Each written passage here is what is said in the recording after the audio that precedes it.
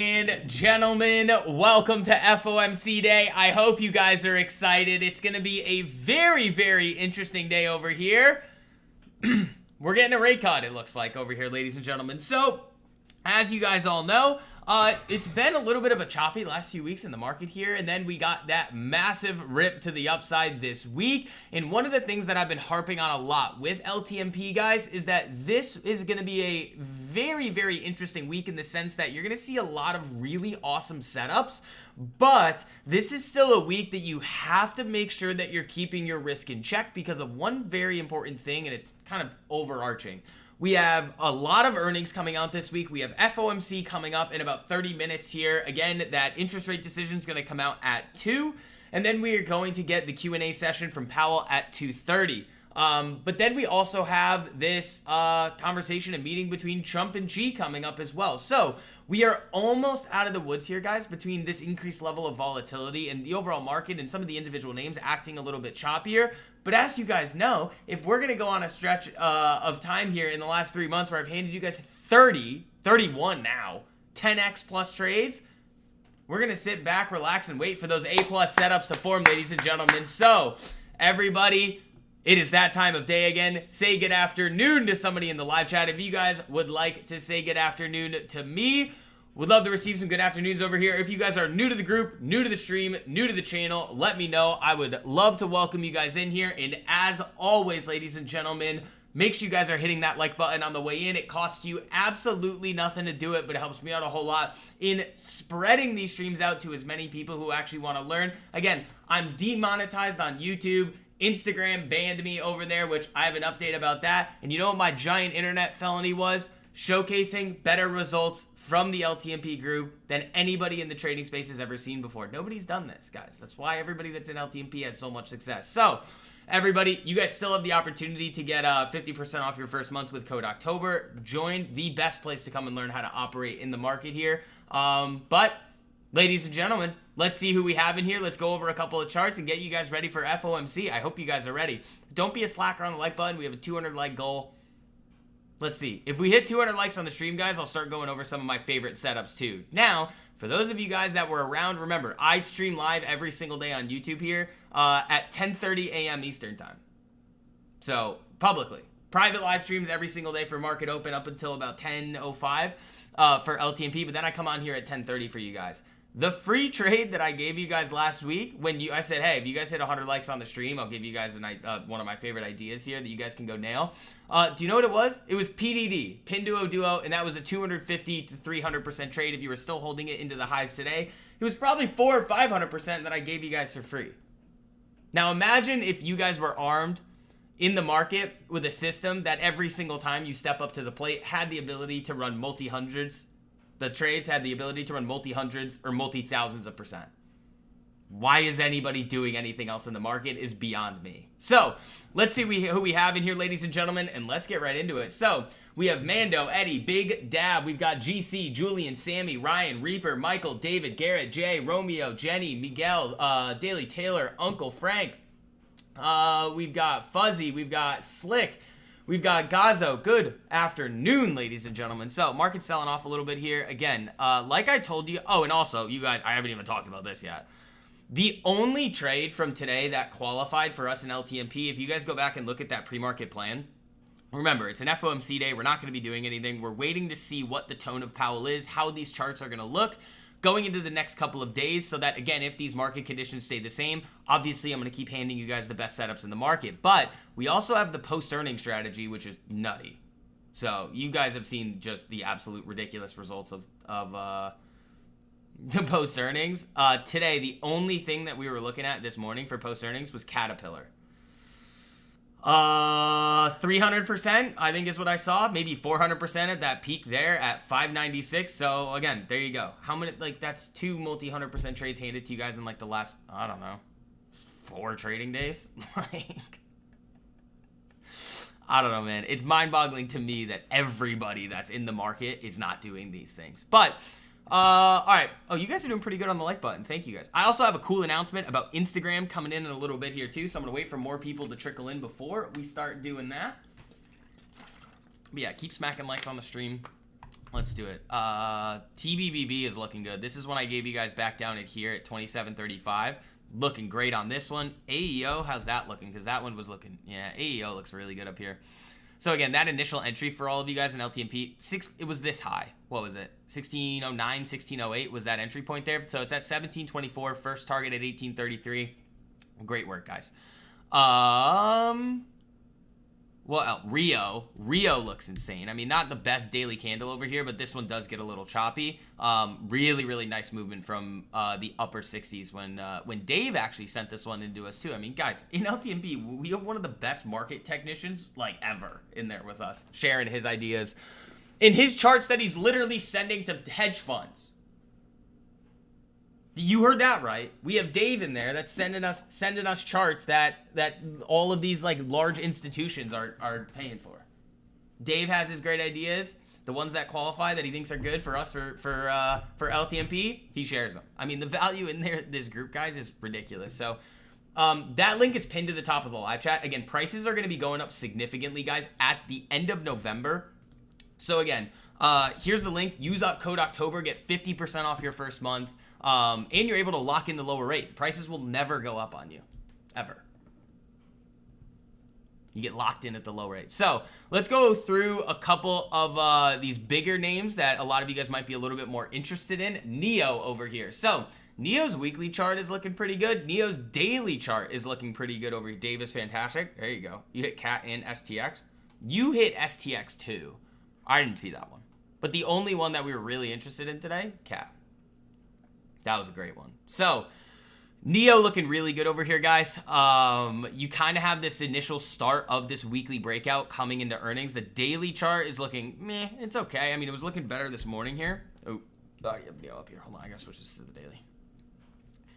Yeah, a little bit of rejection here, but flipping that 10 EMA, very, very, very solid. Took Palantir on the weekly. You have not been listening to the videos then. I don't know why you're doing that. Good luck. I mean, you're racing against the clock with like 2 days left. Shock good or shock bad? Who knows? We'll see. We'll see. We will see, ladies and gentlemen. But yeah, Neo looks good here again. Same thing as always. Neo's always going to come down to whether or not they're able to execute on the goals that they've outlined to shareholders over the last couple of years. So Q4 will be big for them. Again, this quarter, again, I don't really care about. Obviously, you want it to be good from last week. Palantir never broke last week, Miguel. It broke this week. It broke like yesterday. Front runner alert. Miguel, everybody point at him. Tisk, tisk. Miguel, front running. Not okay with sitting on his hands, waiting for the best setups in the market to form. Uh-oh, Miguel, breaking the rules. What else? Let's bring up Palantir. Yeah, I mean, it broke Monday. That was the break right here. Breaking the rules. Yeah, and the thing is like a lot of you guys, this is the thing that is going to separate. There's a couple of interesting things that we could talk about here too with everybody as everybody's filtering in for FOMC. Like the one thing is that too many of you guys are focused on outcomes and not as much on process, because consistent results in the market, guys, are always going to come from a consistent approach. Like if you're gonna start like really slinging things going into earnings, that's really risky. Like buying contracts with inflated implied volatility, it's not the smartest thing to be doing. And what we were talking about earlier this week too on some of the yeah, and that's the thing. I hit it though. That doesn't matter. That's the problem with that, because like I just said, you guys are all focused on the outcome and not necessarily the process, because the consistent results comes from a consistent approach. It's wrong. Like you could make $18 million on a trade, but if you did the dumbest thing in the world to do it, it's the same action that's going to give all those profits back. So is that money really yours? No, it's not. You know? Because if you're going to be the type of person that's going to take those types of actions, even after you listen to somebody like me say, it's probably not, because you have to think about it in terms of probabilities and what's going to happen over time. That's what I care about. I don't care about, that's why like when I tell you guys too, like the outcome of one individual trade is meaningless to me. It is, because I know what to expect over time due to the process that we have. Every single trade I outline for you guys has the potential to run multi-hundreds, if not multi-thousands of %. Like, why would everybody in the market not just stick to that? I don't know. The other thing is like when you think about, that's kind of the point there where it's like, it doesn't, you could do the dumbest thing in the world. If it works, you're going to basically get an inflated sense of your ability to operate in the market, which is bad. That's the worst thing that could happen.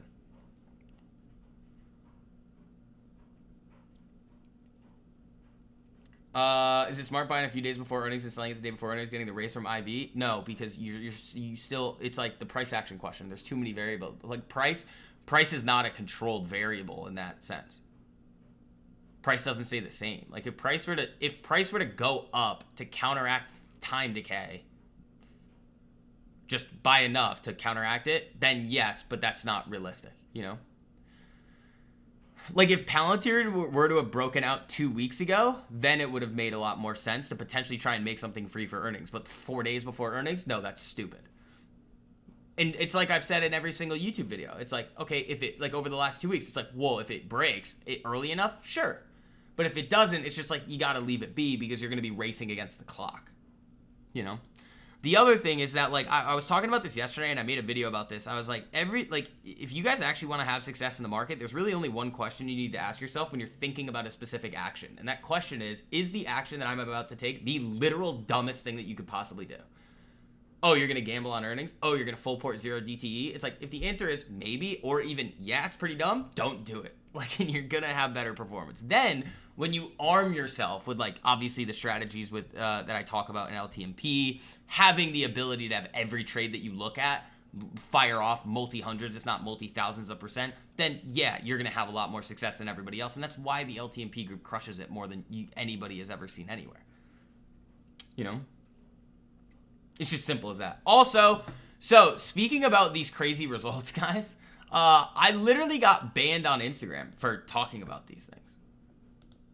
Like, all I was doing on Instagram was like, hey guys, look, I called out this trade and then it ripped to 2,000%. Hey guys, look, and I just did it over and over and over again. So Instagram banned me. I also, I handed out 3 multi-10x trades for free. I handed out Dina, I handed out AEO, and then I handed out MSOS and the Bitcoin move too. But that was more difficult to nail it for like multi-10x, obviously. But today I just made a new Instagram account, ladies and gentlemen. So I'm going to throw the link to the new Instagram account in the live chat here. Make sure that you guys are following. I think it's here. I think it's this. So I'm going to grab this here for you guys. So here is the link to the new Instagram account. Make sure that you guys are following and make sure that you turn notifications on for the Instagram account. The first new video on the new account is going to go out today. How do you build such mental fortitude? MO, see, this is something I talk about a lot, and that, like, most of the trading psychology stuff that people talk about is complete garbage. Like, literal garbage. Because no amount of, like, waking up at 4 in the morning or, like, ice baths is going to change your trading performance. Do you know what it is? There's 2 things, Mo. So I want you to think about it like this. Like, it really, this is why, like, I rage sometimes, and it's like, this stuff is not that hard. It's not. Like, me handing out the multi-10x trades to you guys all the time, like the 2,000% trades, it's not hard. It's not hard. The hard part is, like, you guys listening when I say, like, especially over the last 2 weeks, where it's like, no, don't touch stuff. That's the hard part.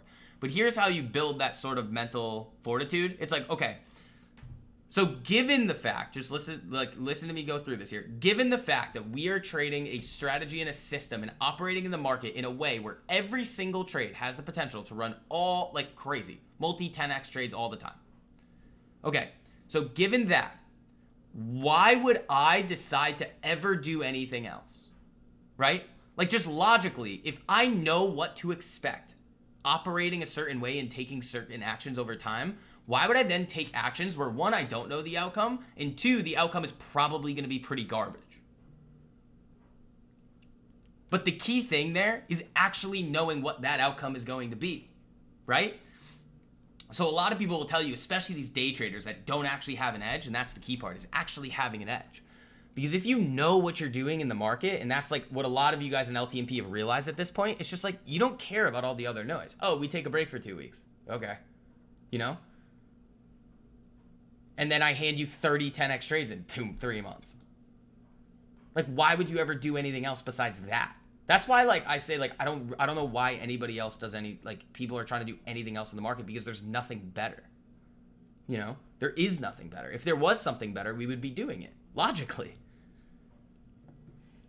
You know, don't be, I see what you guys are doing, trying to rage bait me in there. So guys, again, make sure you guys are hitting that like button on the way in, and make sure that you guys are following that Instagram account there. I just made it today. So I sent the announcement out on Discord. I sent it out on Twitter. Now you guys are getting it here too. The first video is going to go out today. Guys, just listen to everything SB says and get 26,000% trades. Yeah, also, guys, Jay was the one that hit the 26,000% AMD off the AMD trade idea. And, like, you got to think about it, too, Mo. It's like, okay, just in terms of, like, a risk perspective, people get worried. They're like, oh, no. They start freaking out. And you see it a lot, especially when the market starts to get a little choppy, which is funny for, like, me, because it's just like, all right, we just sit here and don't touch anything. Like, it's not hard. But I want you to think about it in terms of just the math.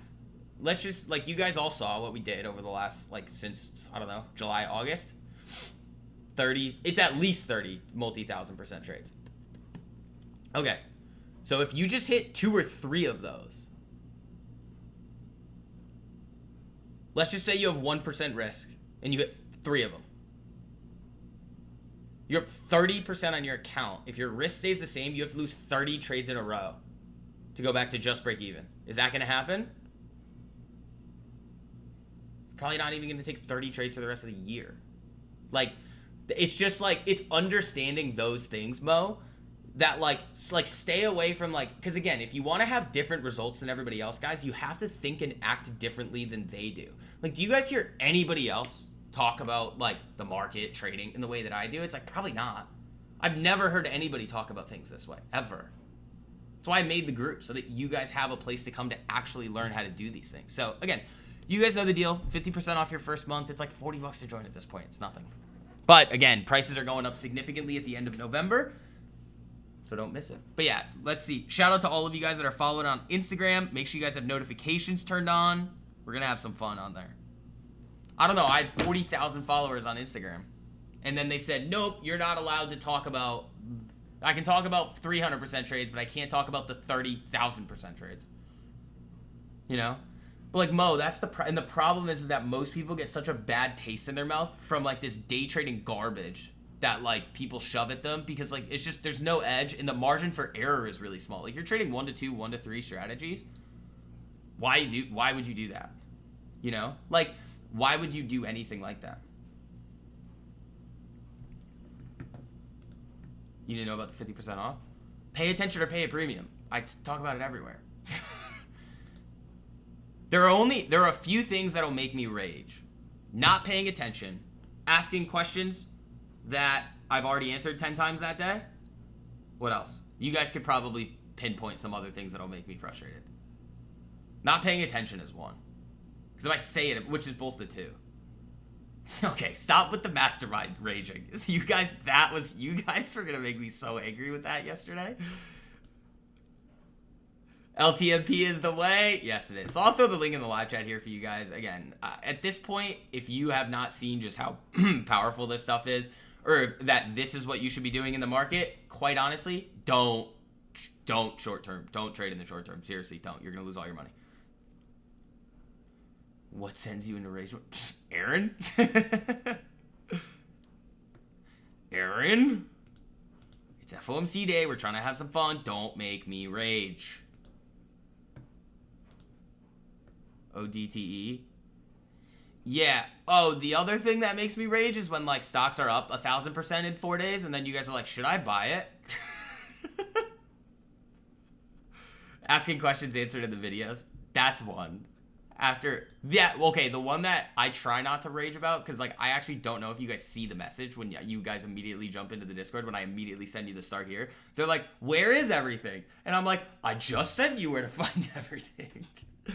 Am I still liking PDD? It's free. I mean, that was one that, again, at this point, everybody's risk-free on this thing. Like, this thing ran from the entry point here that I gave out for free to you guys, 132.41, up to this target. Everybody was up 250, 300%. Does it really matter at this point if I still like it, if everybody has already tripled their money on the trade? You know? Like, it's free. You have your initial investment back Oh, yeah. Oh, the other thing that'll make me rage is that if something gaps over a level or gaps at a level and then people sling it right away after I broken record every single time, and I'm like, we don't do that. We just wait for the 5-minute opening range. All right, guys, we have 10 minutes to go until open. You guys are really good at rage baiting me, though. You guys are pretty good at that. Yeah, I now have 37 followers on my new Instagram account. It's fine. I had 40,000 before. It's okay. Nothing in the world is going to stop me from handing out the best trades in the world to you guys every single week. I mean, Cat was nasty today. That was disgusting off the 5-minute opening range. AEO looks good still. What else were we looking at? Where's ANF? How's that looking? Yeah, ANF has got to just chop around here. I think this could form a really, really fun setup. That could form a very, very fun setup for us soon.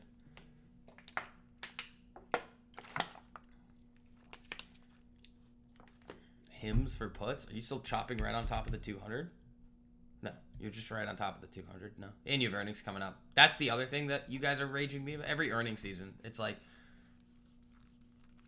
remember Google today in the private stream where I was like, somebody says Google is setting up, and I was like, I swear to God, if this has earnings coming up, I'm gonna rage.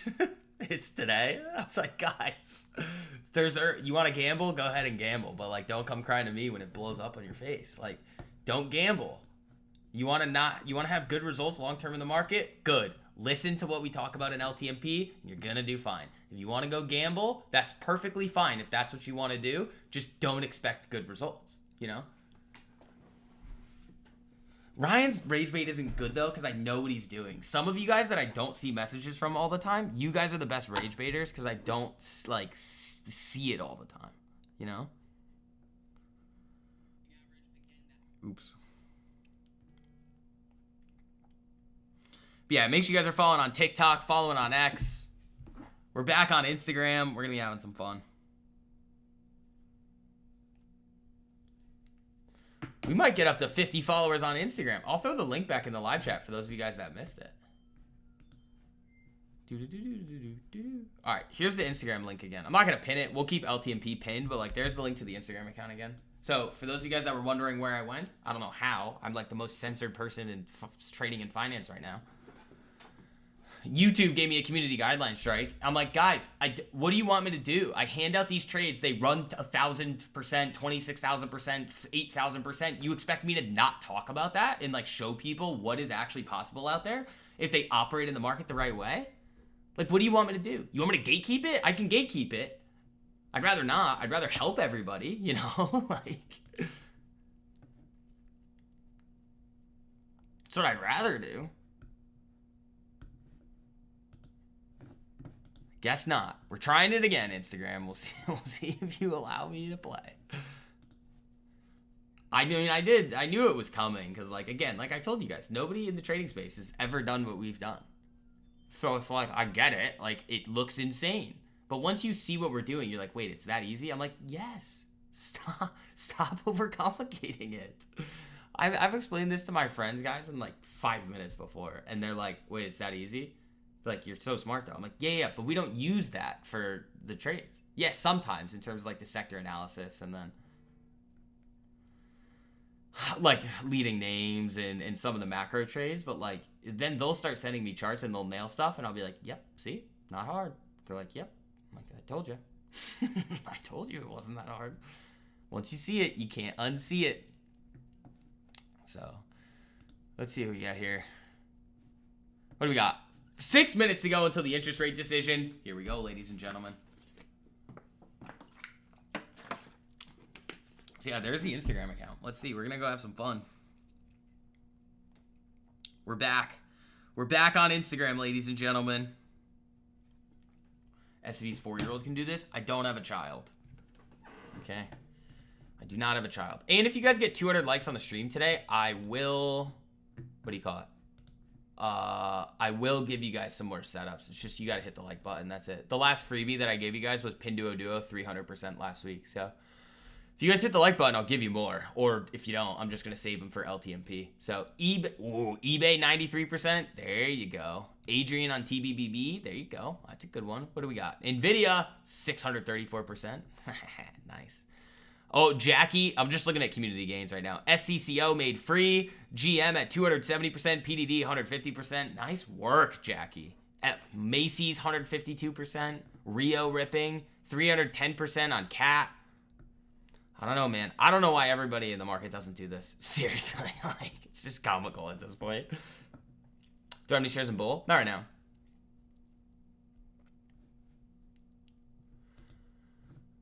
Not right now. I traded it like before. I do want some at some point. I got to do more work on it. With the mastermind, I want Bull to be one of them that we cover. It just depends on where it is by the time we get there in the mastermind. Which, again, guys, that starts on Monday. So all of you guys that were prior mastermind students that are in LTMP, you guys have until Monday to use your discount codes. Every single one of the discount codes that I've sent to you guys, they expire at the time that the mastermind starts. It's automatic. So if you miss it, there's no more discounts after. There might be one flash sale for Black Friday, but it's not going to be as good as the 30% that I'm giving everybody in LTMP. Oh, hold on. Hold on. W, post earnings, moving up again. Oh, hold on. Oh, there she is. Yeah, that's another good post earnings that we nailed yesterday. Halloween weekend? Yeah, I have a lot of plans, but some of them are making me rage. So it's fine. It's whatever.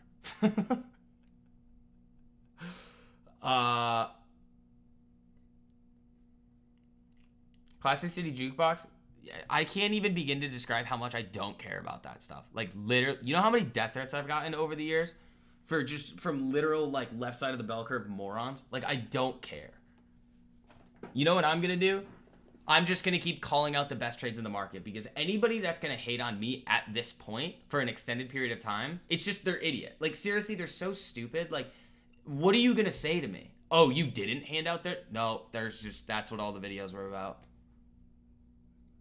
Do I have rage issues? Yes.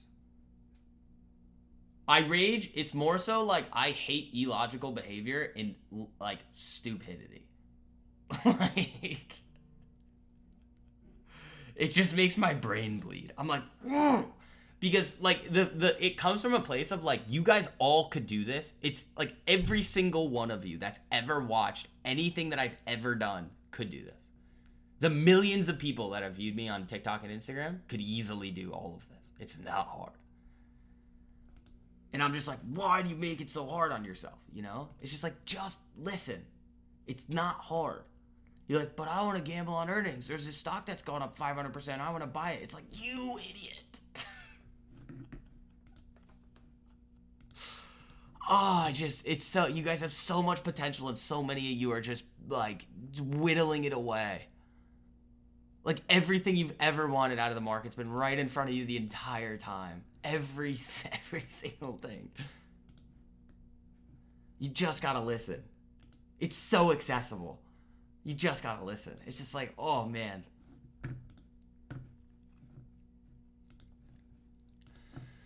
All right. Minute 40 seconds here, guys. Keep hitting that like button on the way in.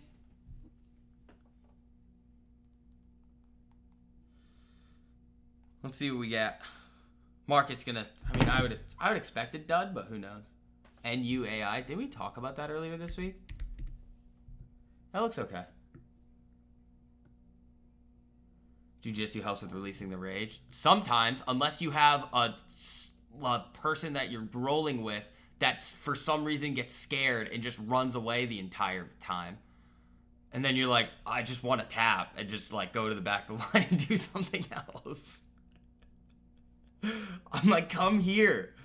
Come here. I'm not going to hurt you. It might hurt, but I'm not going to hurt you. Like,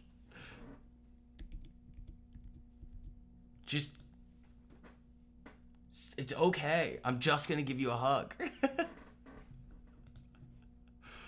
All right, guys, we got less than a minute to go here. It's going to be a fun day. Keep 25 likes away from 100. Let's do it. And then again, you guys all have that link for LTMP.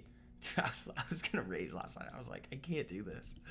But yeah, I'll throw the link in here for you guys again. Use code October. Get 50% off your first month. Again, you get all of the educational curriculum series. You get the daily private live streams, the full watch list of stocks and cryptos that are about to explode before they do, the pre-market plans, the macro research reports, the single stock research reports, everything. You're sitting here at work laughing.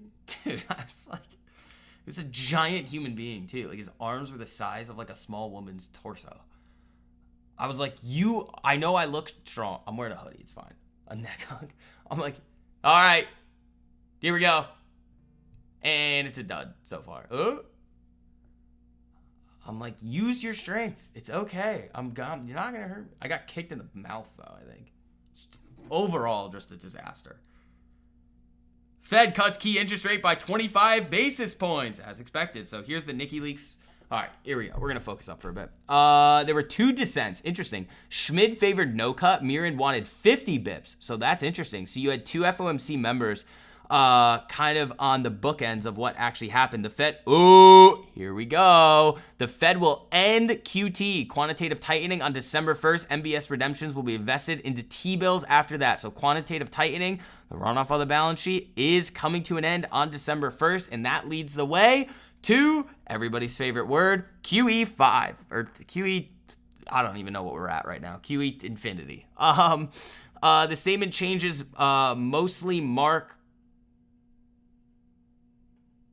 the statement changes mostly mark to market the outlook, notwithstanding available data instead of recent data. So there's really no changes.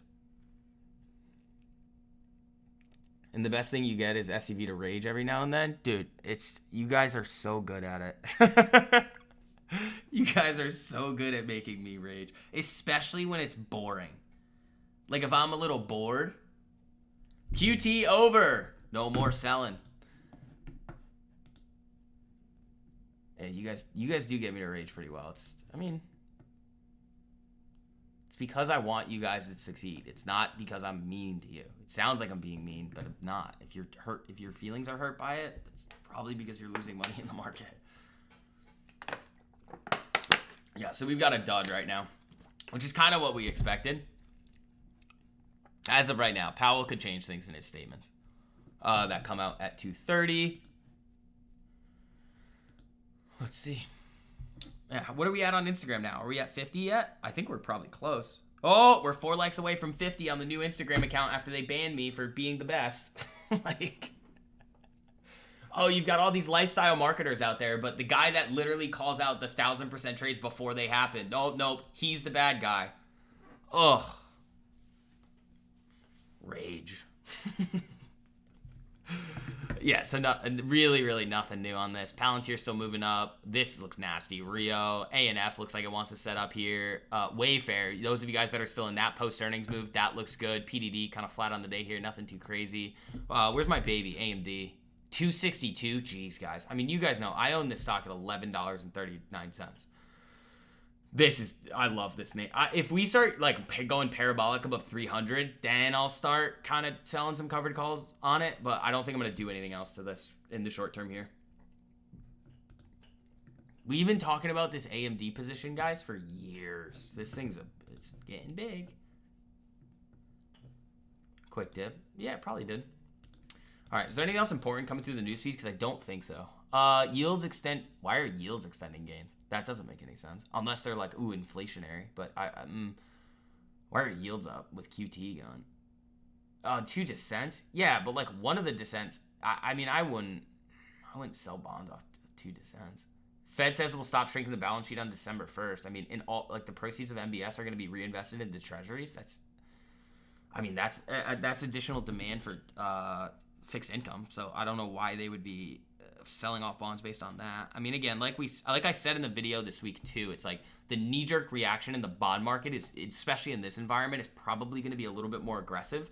Because like, again, you haven't seen, guys, the bond market this year really get out of whack. It's been right in line. So the moves now, they're going to whip all over the place. In like the short term, they'll like barcode more. Last year when I was making those top and bottom tick bond calls, those were so easy, guys, because like you'd see like a scenario where like everybody was projecting 0 rate cuts when like that didn't make any sense.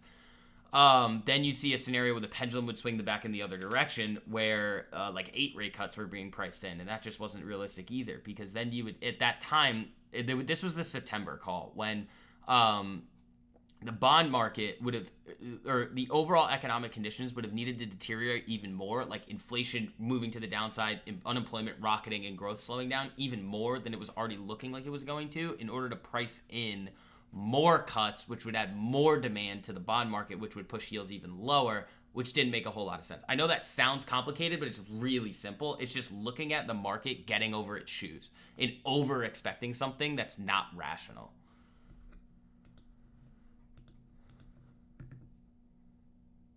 So we'll see.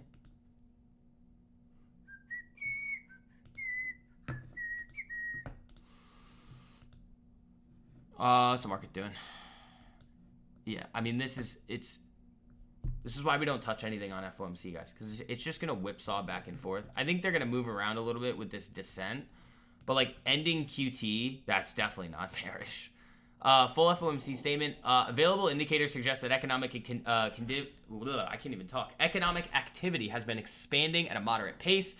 Job gains have slowed this year, and the unemployment rate has edged up but remained low through August. More recent indicators are consistent with these developments. Inflation has moved up since earlier in the year and remains somewhat elevated. The committee seeks to... Okay, that's the same thing. The committee is attentive to the risks to both sides of its dual mandate. It judges that downside risks to employment rose in recent months. Okay. Ooh. That's important. So, remember what we've been talking about, guys, where... like all year long, I've been saying that like the demand argument as like a counter to this inflationary tariff narrative was a lot stronger than like what they were going to read off from the textbook. It's like it didn't make a whole lot of sense for there to be a massive spike in inflation that people were going to get really, really, really worried about, because if prices do go up significantly, the consumer in general is not at a point right now where they can withstand those higher prices, so they forego purchases, like discretionary purchases. So what does that do? Well, it leads to lower demand, which, again, doesn't allow for anybody to increase prices, depletes earnings, and then can easily compress margins, which is slowing growth, which leads to rate cuts. Like, that's where that kind of thought process goes.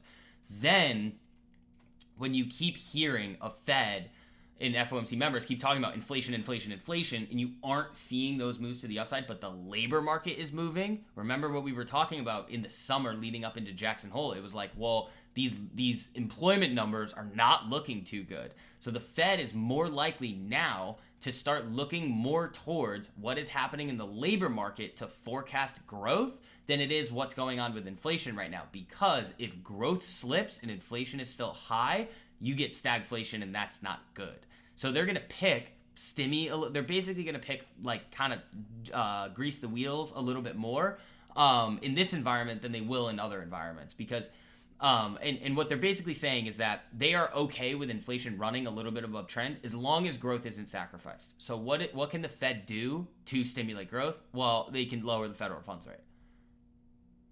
So that's the situation that we're in right now, and I hope I've talked about that a lot in the videos, a lot in the streams. I hope that's getting across to everybody, because that's really important. Also, we are 15 likes away from 100, guys. What are we doing? 200 likes on the stream. I'll start giving you guys some more setups over there, but you guys all know the deal. 50% off your first month to LTMP. Don't miss it, because prices are going up significantly again at the end of November. Don't miss it. I mean, you guys, I don't know what else to tell you at this point. Do you guys want to see 10? Are you going to miss 10 more multi-1,000% trades? You predict another round of stimulus? No, absolutely not. They're not putting out more stimulus checks. That's crazy. I also was thinking about this the other day. I talked about this briefly in one of the streams. I don't know if it was the daily streams that I do with you guys. So again, make sure you guys all have notifications turned on for the YouTube channel, because like I'm making a lot more YouTube videos, and I stream every day for you guys here at 10:30 a.m. But the one thing that I was thinking about was this SNAP stuff. Because, like, typically when the government gets involved with anything, the prices are typically going to go up over time. Like, think about it by, like, government guaranteeing student loans. Like, think about all of those other different elements of this. Like, the prices tend to go up when governments get involved. Healthcare, everything. So, if you're going to see, like, this situation where, like, 40 million people are losing SNAP benefits, doesn't that lower the demand?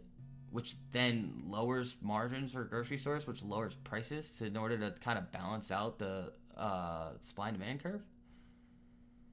I was thinking about that, and I was like, I don't know right now. I'd have to think about it a little bit more, but just initially my thought was like, that just lowers demand. Like, because these people, again, the people that are getting assistance to buy these things, it's like artificial demand propping up prices. So if that demand goes away, prices should come down. Is it a good thing or a bad thing? I don't know. That's a different conversation. But in terms of like actual price levels, I think it lowers them. Does anybody have a counter to that? Does anybody have a counter to that? Because I'd like to hear a counter if I'm off base there, which I don't think I am.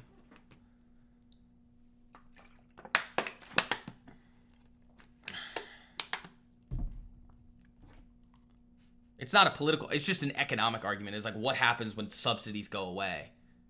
And like you have a group, like a large 40 million people that are using these types of benefits to then buy into. What is that? Like, do you think demand stays the same? It goes up or goes down? Like, well, I think the demand goes down. Because there's no longer the assistance for it. So, I don't know. Is that deflationary? I think it might be. I don't think it's inflationary at all. I think I saw one thing where it was like, in order for grocery stores to like maintain the same profits, they'd have to increase prices, but like that shoots themselves in the foot, I think. Because it's like, well, you're going to raise prices on the people that are going to be spending. Like, it's not going to work. It's the same thing as the demand argument. You know? Think that will impact unemployment? Actually, it could cause, so the if you go through, so like if you keep like if you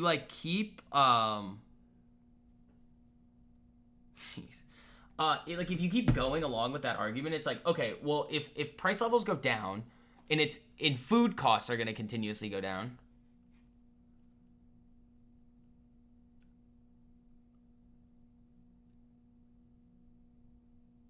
if it was subsidized, it was artificial, it distorts the picture. Right, that's what I'm saying. So,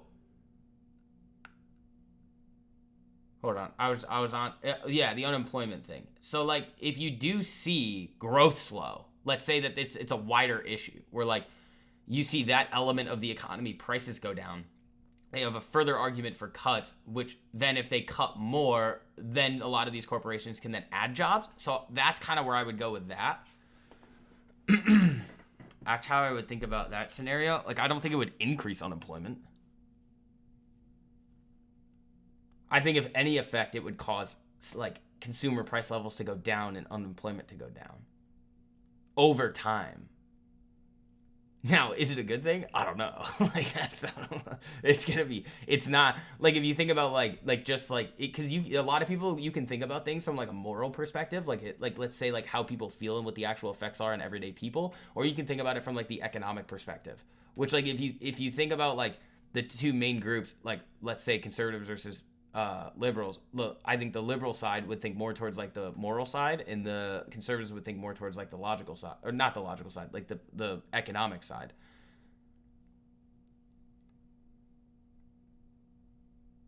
And it's like, well, what is the actual effect? I have no idea. That's why I'm asking you guys. That's what I think initially would happen. You'd see price levels go down. You're a meat cutter or a grocery store, they're not going to lower prices. Well, what happens when they just like don't? Because it doesn't necessarily matter if they lower prices or not, because the same result happens. It's like slower growth, slimmer margins. The actualized demand would be lower in the subsidized market, right? But what I'm saying is, I get that, but I think we're saying the same thing. Classic City Juice Box. What I'm saying is that, yes, but it's artificially inflated. So if you take that away, what happens? It's just shift left in demand.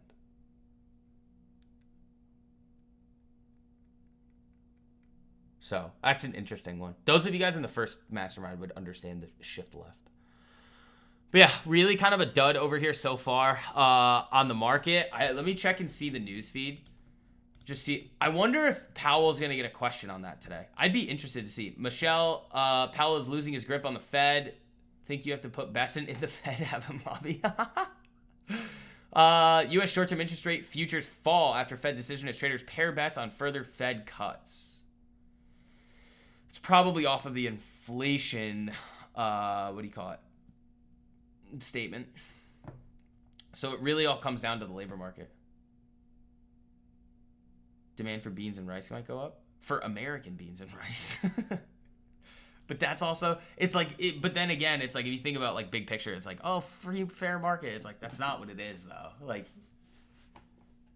it's all tariffed. It's all subsidized. It's all like, so who knows? It'll be interesting to see how it plays out. All right, guys, we have 15 minutes to go until Powell. Are we at 50 followers on Instagram yet? The new Instagram account? Oh, we're close. Let me grab the link. Instagram banned me for showcasing the best results in the market from LTMP. I don't know what they want me to do.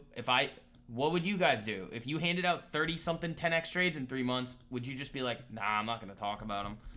TBB, there's the link to the Instagram account, guys. If you guys were following me on there before and you are not now, and you liked my Instagram account, all the value I was sharing on there, make sure you follow me. Let's see. People go from steak to hamburger, and people eating hamburger go to bologna. Well, right, but then it's like it's still the same effect. TBB, T-triple-B, 165%. Lee, there you go. Yeah, how's that looking right here? Yeah, breaking out. But it's also interesting too. Like these like grocery stores look good. Like on the charts, like BJ's was looking good. I don't think anymore. Yeah, BJ's doesn't look good anymore. Kroger was looking good. Doesn't look good anymore. I think what do they own? Provision of limited assortment of products that cover the daily grocery needs. That's why. It offers the grocery hard discount model where products are generally offered generally value for money. That's why. 450% TBB. Guys, how many more of these trades you guys need to see before you realize this is what you should be doing in the market? I don't know. I don't know. Yeah, key part about the following on Instagram too, guys, is make sure you guys turn notifications on for stories and posts. That's key. Yeah, this was an epic one. The shares trade on this is looking great too. I mean, what is this sitting at? 1 to 3 something? Yeah, 1 to 3.6 risk to reward. Great work. The shares trade looks good. I was talking with you guys earlier today. I was like, I think I'm going to start trading a lot more shares. They're cleaner. Still obviously going to trade a lot of options. But like I tell you guys all the time when everybody's like confused, they're like, oh, if I've never traded options before, can I take advantage of LTMP? It's like, yeah, the risk to reward on the shares trades is almost all the time better. The risk profile is better. It's just you won't be able to take as many trades. You'll have to. You saw a Trading View video where these major victories can be replayed for non-believers. There's honestly, Classic City Juice Box, there's not much more I can do to show them, especially if they're like, I call them before they happen. Like, you just look through my Twitter, it's like, they're everywhere. I gave you guys PDD last week for 300%. Like, this is T-triple-B for 450%. You guys hit CAT today for 300% on the post-earnings move. There's not, I don't know how many more of these you guys need to see. Like 30 in the 30 10x rate. Who else has ever done that? Nobody. And it's not going to stop ever. It's just not going to stop. Especially getting this, like this is the week where I was like, oh, I'm just like these setups are so good. But you have earnings, you've got Powell, you've got the China stuff. So it's like even this week you got to be a little bit more careful, but next week bombs away. We're good to go. So you guys have more than enough time to hop in, understand the course content in the videos. Don't miss the next year, because I'm just going to keep doing this. And like I said before, it's like, just think about the math. You hit one of them, you make your whole year. One of them. There were 30. 30, guys. 6 likes away from 100. Oh, I got to get the Powell stream out. I haven't even done that yet. Oh, T-triple-B. Ripping. Alrighty, hold on, I gotta make sure this is all off. Hold on, because you might be able to hear it. Yeah, you should be good. You should be good here. Okay. You guys can't hear the music, right?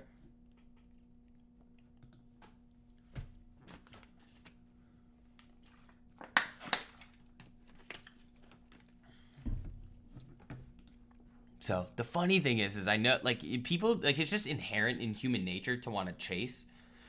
So it's like, I know it's going to happen. I'm going to hand out the next 10 of them, and you guys are going to be like, oh my God, here we go. And it's like, you just missed 10 of them. What are you doing? Like, you guys are good? All right, cool. Yeah, I'll just watch it. Once we get closer, we have 11 more minutes. That would be good. But yeah, those trades from this, like the PDDs.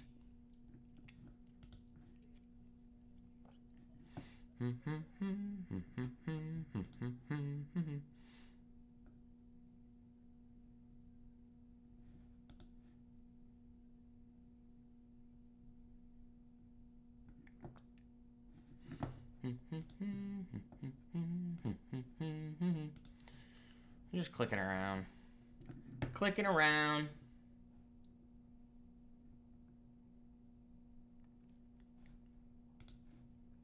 Yeah, make sure you guys hop in before it's too late because prices are going up again. I don't know what else to tell you. Figure it out. This is the best thing that you will ever see in the market. There's not a single other thing that... If there was something better to do in the market, guys, we'd be doing it.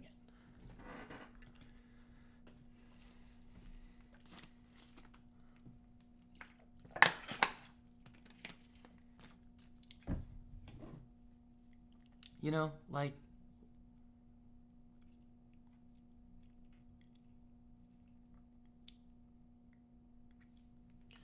All right, we got Powell coming up soon. It's going to be fun, team. Oh, and we have Mastermind coming up next week. I can't wait to get started on that stuff with you guys. I can't wait.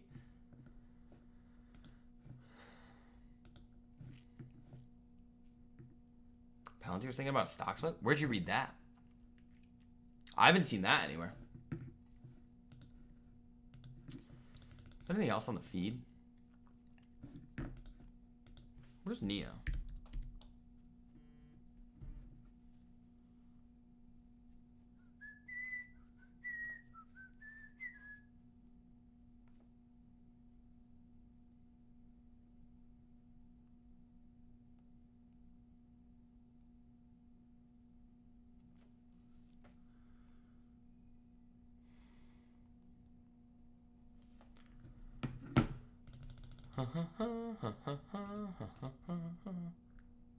Mastermind's gonna be great. Is there a discount code? No rage baiting. Yeah, the Mastermind's gonna be sick. That's like the it's gonna be so much better, like more in depth than the first one that we did because like you guys were still new to a lot of this stuff.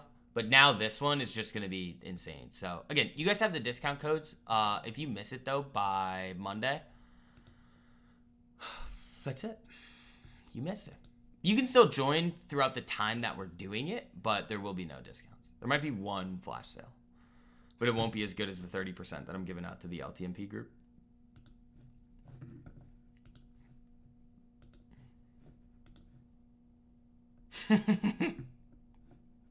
You guys in your rage bait today are crazy.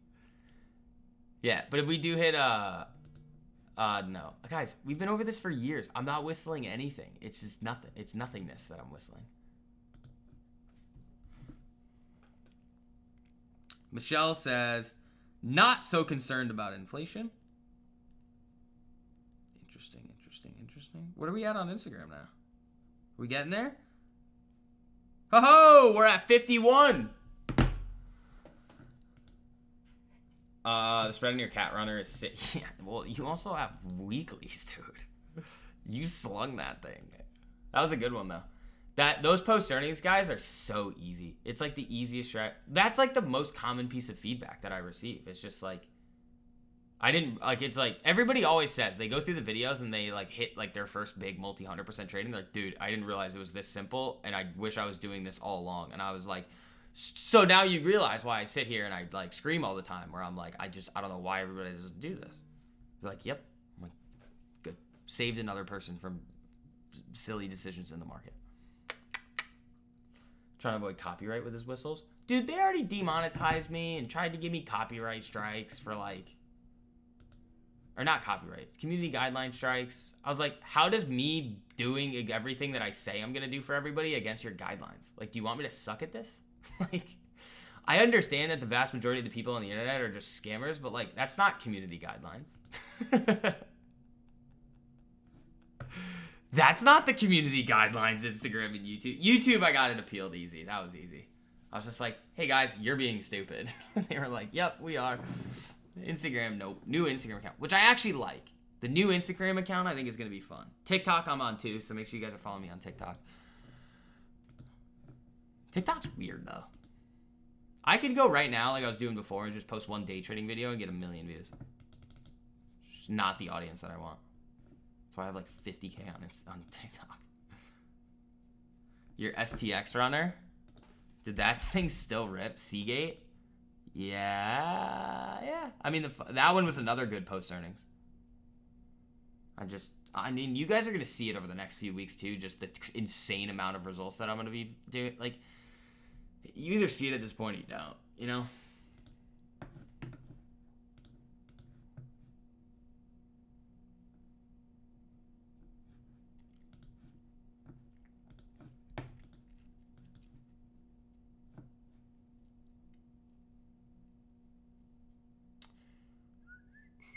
But yeah, it's Short the VIX 3 on Instagram. I've sent the link in the live chat a few times for those of you guys that still need to follow along over there. Turn on notifications. That's very important.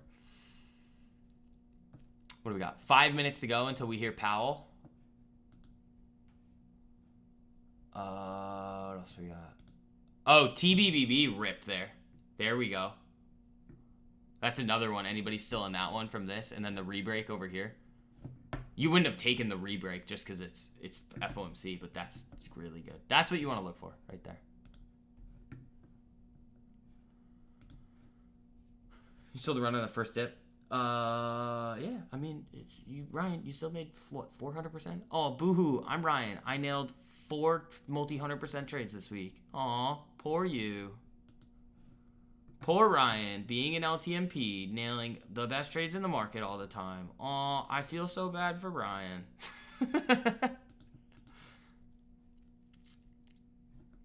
I feel so bad for you, dude. We're going to have a pity. Instead of a Halloween party, we're going to have a pity party for all of Ryan's multi-100. Actually, also Ryan's 1,000% trade on the post-earning strategy idea that we talked about on Nokia. We're going to cry. We're going to sit around in a circle, and we're going to be sad for Ryan because he hit another 10x trade from the strategies in LTMP. We're going to bawl our eyes out so much that we're going to need therapy. We're going to be so depressed.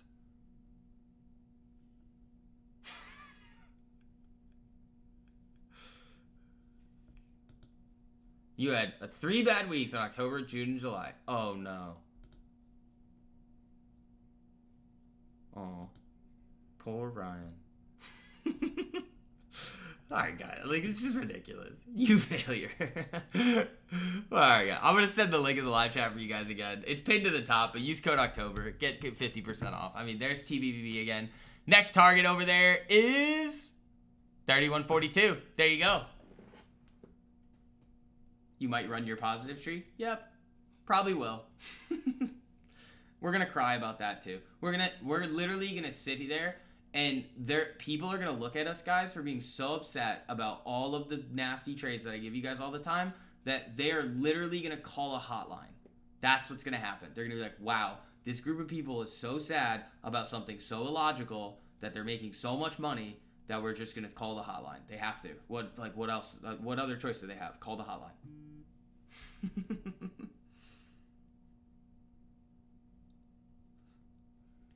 Three X for October, last 4 months were bangers. September was 133% gainer for your portfolio.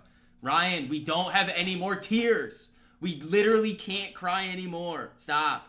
133% on your portfolio? Dude, we are literally going to start hyperventilating. We're crying so much. Stop it. We are so sad. Miserable.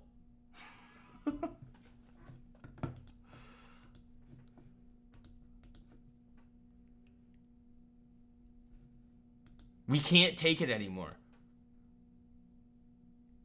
How are we supposed to get through life like this? What happened to Kava? I don't know. Where's Kava? Never broke. And now you're going into earnings. That's not of interest to us at all.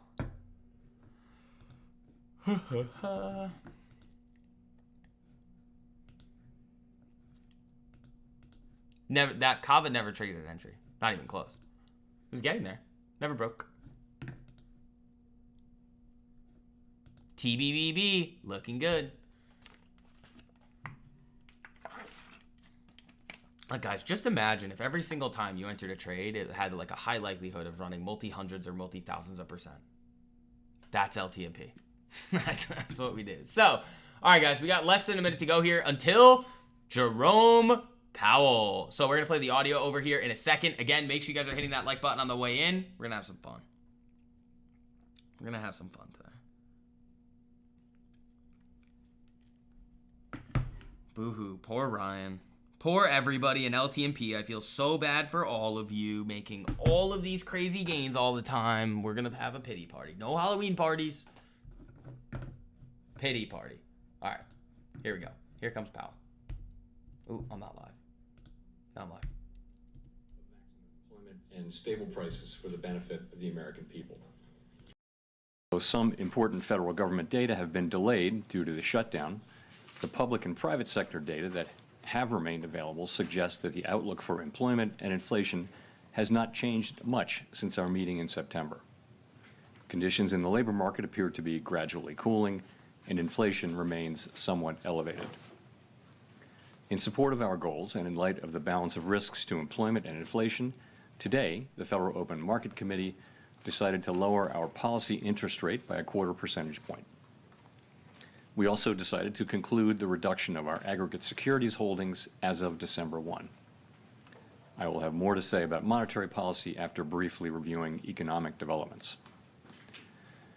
Available indicators suggest that economic activity has been expanding at a moderate pace. GDP rose at a 1.6% pace in the first half of the year, down from 2.4% last year. Data available prior to the shutdown show that growth in economic activity may be on a somewhat firmer trajectory than expected, primarily reflecting stronger consumer spending. Business investment in equipment and intangibles has continued to expand, while activity in the housing sector remains weak. The shutdown of the federal government will weigh on economic activity while it persists, but these effects should reverse after the shutdown ends. In the labor market, the unemployment rate remained relatively low through August. Job gains have slowed significantly since earlier in the year. A good part of the slowing likely reflects a decline in the growth of the labor force due to lower immigration and labor force participation, though labor demand has clearly softened as well. Although official employment data for September are delayed, available evidence suggests that both layoffs and hiring remain low, and that both households' perceptions of job availability and firms' perceptions of hiring difficulty continue to decline. In this less dynamic and somewhat softer labor market, the downside risks to employment appear to have risen in recent months. Inflation has eased significantly from its highs in mid-2022, but remains somewhat elevated relative to our 2% longer-run goal. Estimates based on the Consumer Price Index suggest that total PCE prices rose 2.8% over the 12 months ending in September, and that, excluding the volatile food and energy categories, core PCE prices rose 2.8% as well.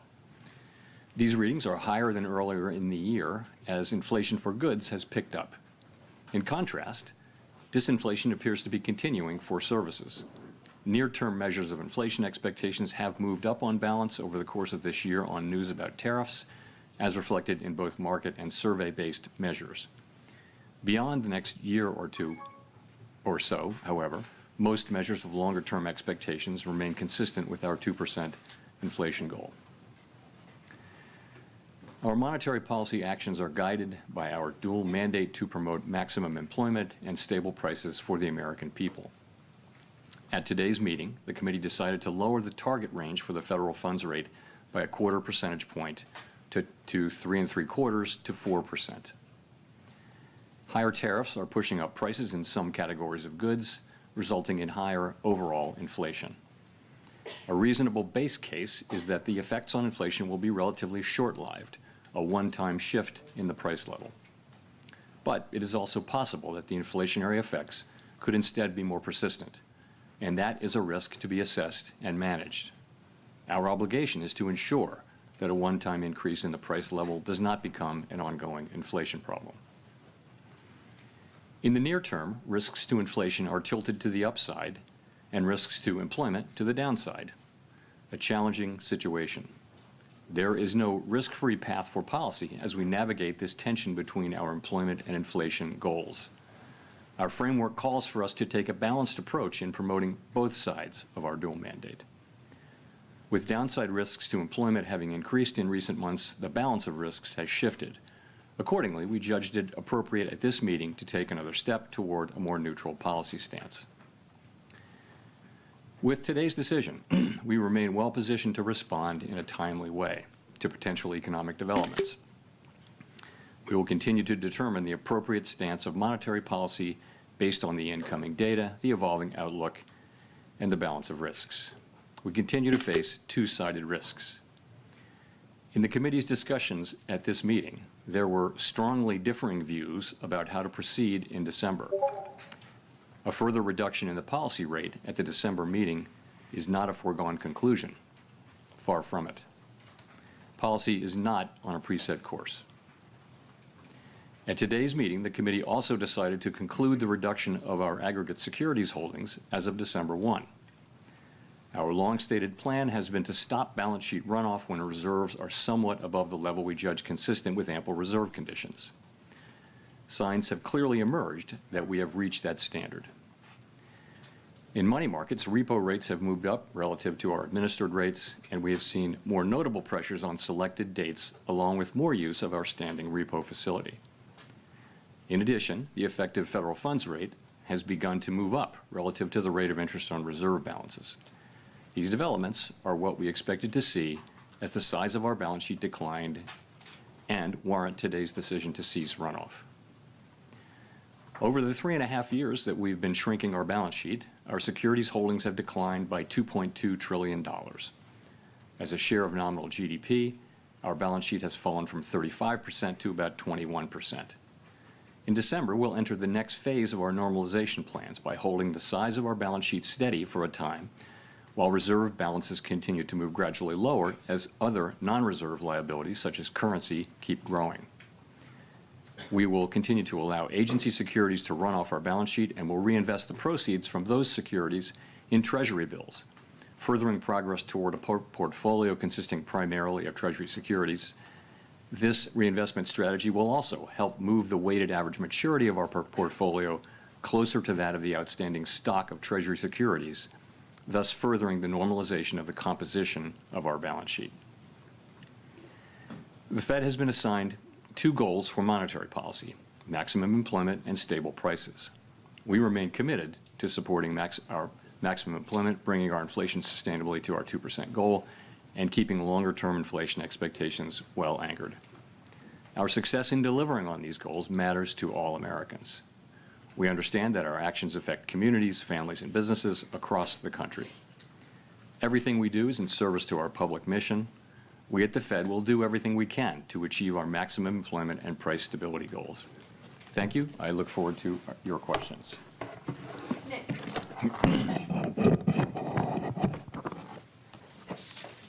Nick Timmeros of the Wall Street Journal. Chair Powell, are you uncomfortable with how market pricing has assumed a rate cut is a foregone conclusion at your next meeting? Well, as I just mentioned, a further reduction in the policy rate at the December meeting is not a foregone conclusion, as I've just said. So I would say that needs to be taken on board. We had, I would just say this, 19 participants on the committee. Everyone works very hard at this and takes their obligations to serve the American people very seriously. And at a time when we have tension between our two goals, we have strong views across the committee. And as I mentioned, there were strongly differing views today. And the takeaway from that is that we haven't made a decision about December. And we're going to be looking at the data that we have, how that affects the outlook and the balance of risks. And I'll just say that. You and some of your colleagues have framed last month and maybe today, I won't put words in your mouth, there's a risk management exercise. At what point do you conclude that you've taken out enough insurance? Are you looking for some kind of improvement in the outlook, or could this unfold along the lines of last year, where you made a sequence of adjustments and then waited to gather more information? So the way I've been thinking about it is the risks to the two goals. For a very long time, the risk was clearly of higher inflation. And then that has changed now. And as we saw particularly after the July meeting, we saw the downward revisions in job creation, we saw a very different picture of the labor market, and it suggested that there were higher downside risks to the labor market than we had thought. And that suggested that policy, which we had been holding at a I would say modestly, others people would say moderately restrictive level, needed to move more in the direction over time of neutral. If the two goals are sort of equally at risk, then you ought to be at neutral, because one of them's calling for you to hike and one of them's calling for you to cut. So if that got back into balance, then you'd want to be roughly at neutral. So in that sense, it was a risk management. And I would say the same about today, sort of the same logic. But as I mentioned, going forward is a different thing. Claire. I'm Claire Jones, Financial Times. Thank you for taking this question. We've just heard from you that the discussion in December and the conclusion of the discussion is not a foregone conclusion. I'd like to just dig into that a little bit more about what sort of arguments were brought up. Was there any consideration, for instance, of the investment we're seeing in AI and some of the generation of household wealth through rises in stock prices related to the AI boom? Thank you. I wouldn't say that's a factor in everyone's assessment of the economy. I wouldn't say it's the driving factor.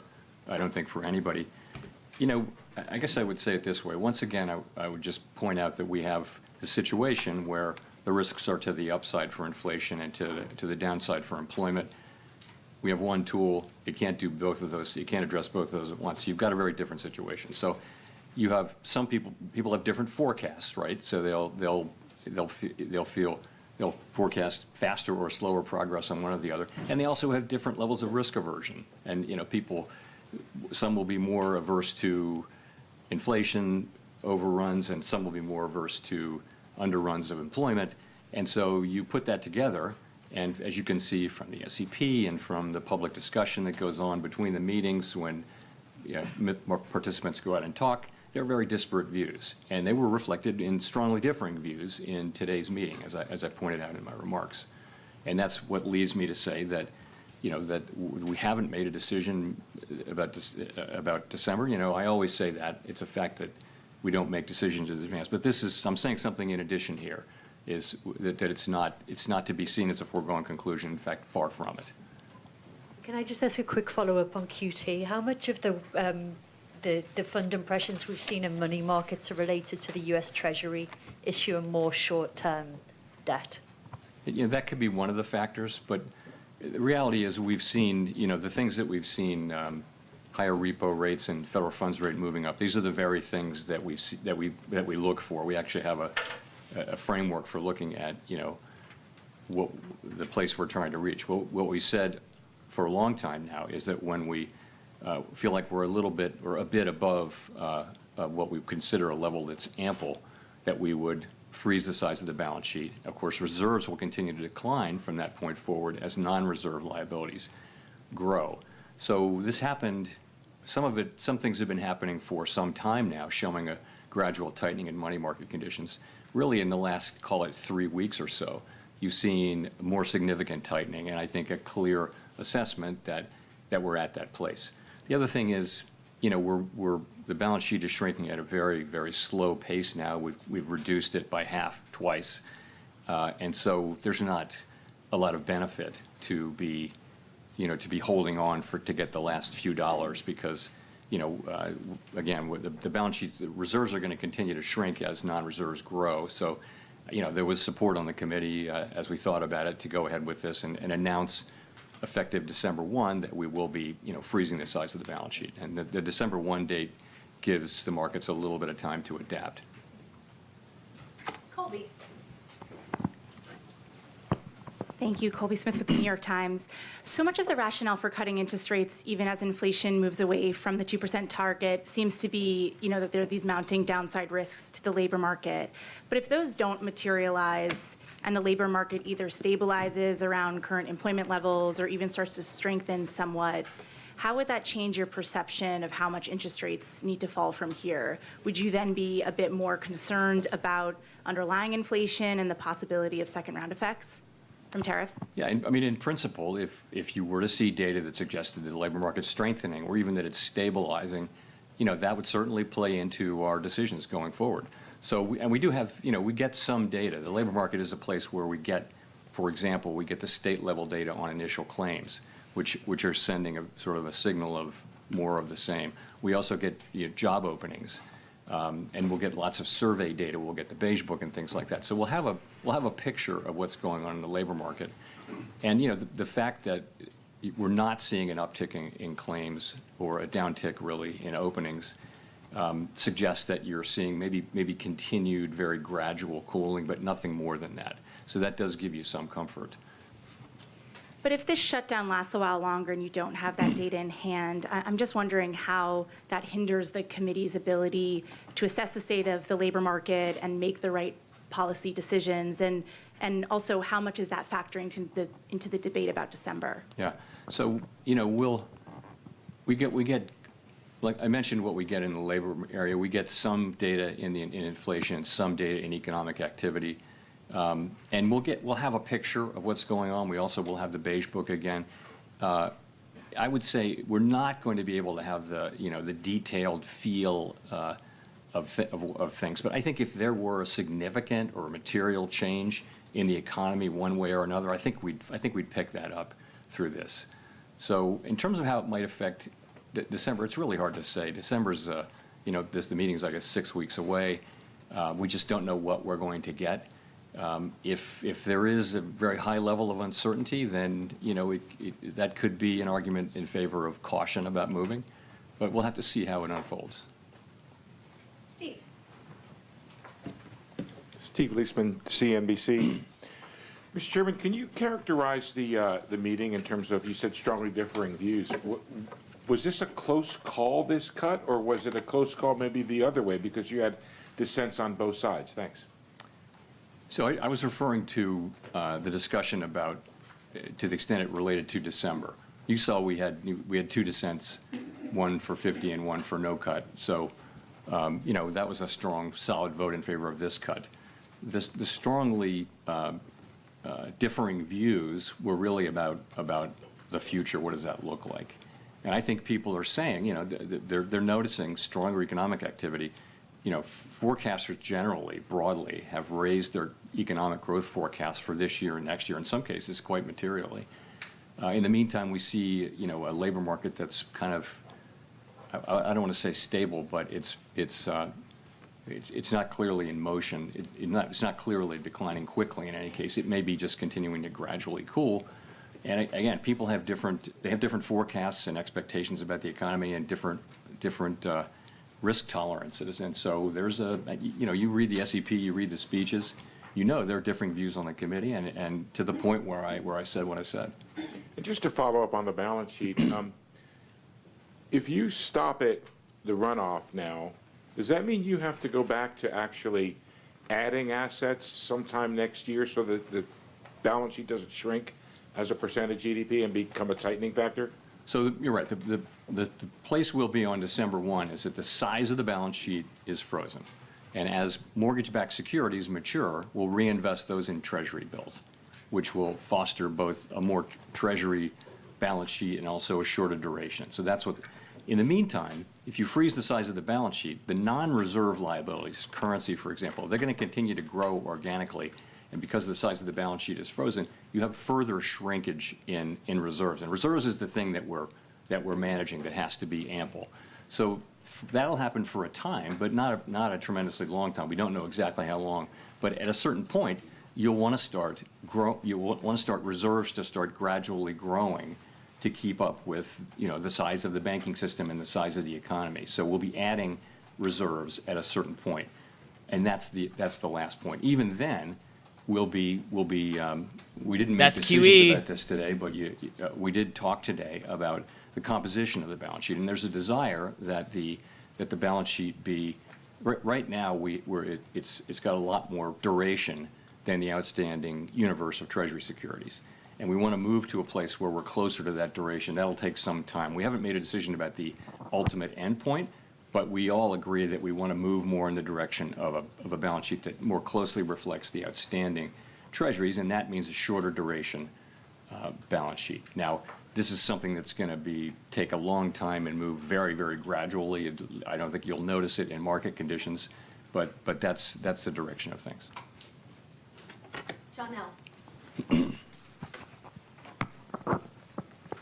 Janelle Marte with Bloomberg. How are officials interpreting the latest CPI report?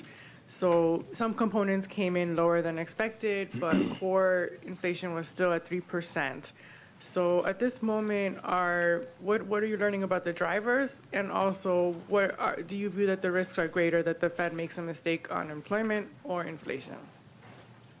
So the September CPI report, we didn't get PPI after that, which is important for translation into what we look at, which is PCE inflation, but we can still make a pretty good assessment of what that will be. When we get PPI, there might be some adjustments, but so directionally, it was a little softer than expected, and we always break it down into the three components. So basically, you've seen goods prices increasing, and that's really due to tariffs. And that's compared to a longer run trend of very, very mild deflation in goods. So that's moving inflation up. On the other side of that, good news that housing services inflation has been coming down and is expected to continue to come down. So if you remember a couple of years ago, that's the one that we kept expecting it to do that. Now it's been doing that for some time, and we expect to continue that. That leaves the biggest category is services other than housing services. And that's kind of been moving sideways over the last few months, but a significant part of that is non-market services, and we don't take a lot of signal about the tightness of the economy from that. So if you add all that up, a couple things to say. One is that inflation away from tariffs is actually not so far from our 2% goal.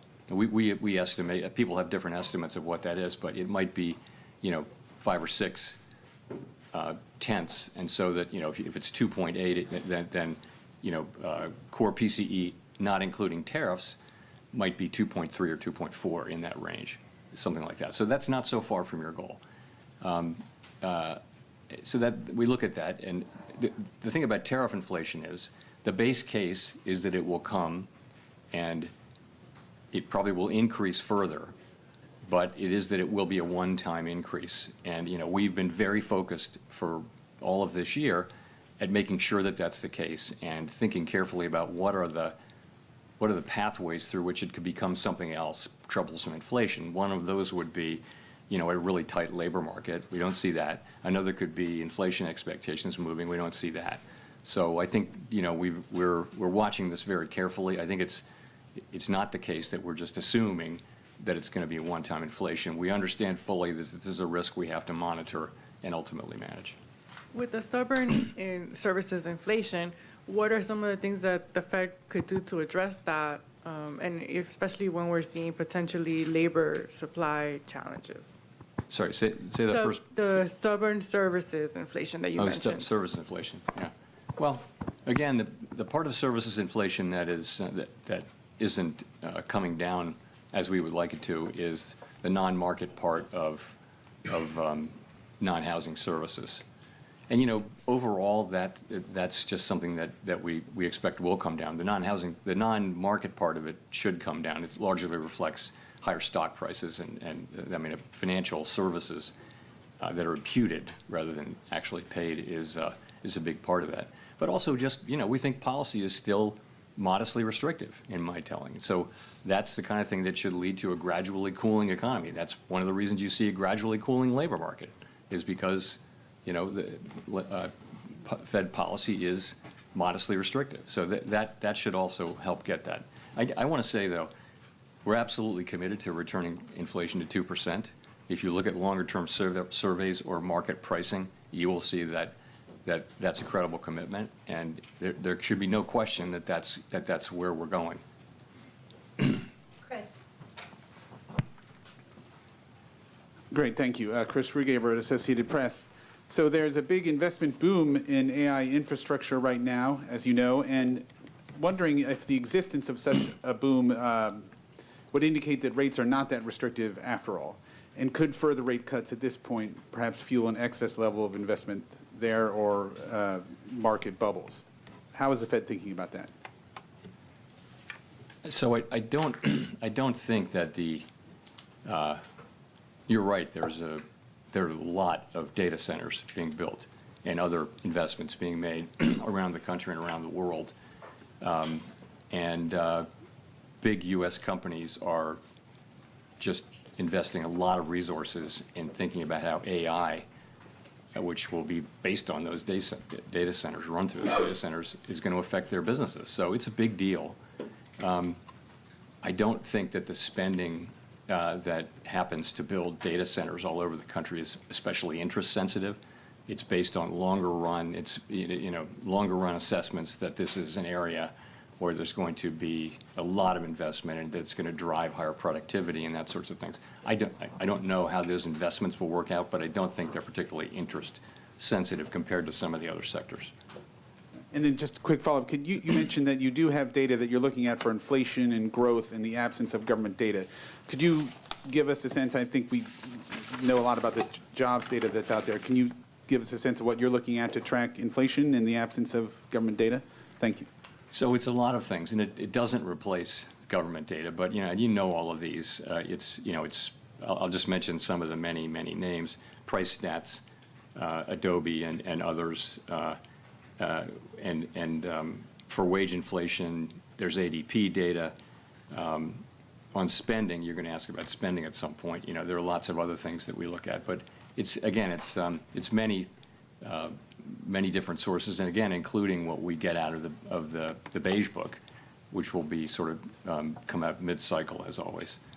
And it doesn't replace the government data, but it gives us a picture. Again, I think if something material were happening, if there were material developments, I think we would pick that up. I don't think we'll be able to have the very granular understanding of the economy while this data is not available. Howard.